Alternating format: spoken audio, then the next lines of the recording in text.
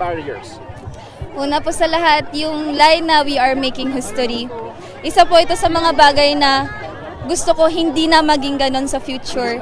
Dahil tulad nga po sa PMA, ninanormalize po nila kung na ang mga babae, kaya po nila kung ano yung kaya ng mga kalalakihan. At ina-accommodate po nila lahat ng mga biological needs namin. At kahit saan ka man po manggaling, handa po sila i-accommodate kung sino ka hanggat meron kang puso para maglingkod at bilang maging future leader po ng armed forces.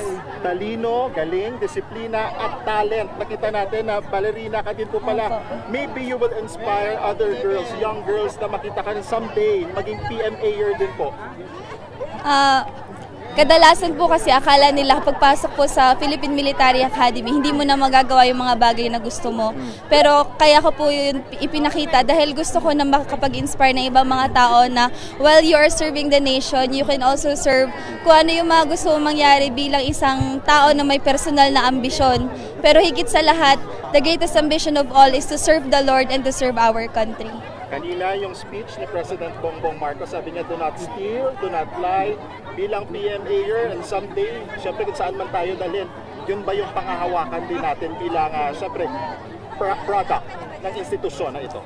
Opo, we are born to be, we are molded in here inside the academy to be honorable leaders, kung saan ito pong honor code at honor system ay hindi lamang isang bagay upang manatili kami sa academy, pero isang gabay kung paano kami magdidesisyon sa mga bagay na lalong nakasalalay ang iba pang mga tao at buhay po nila.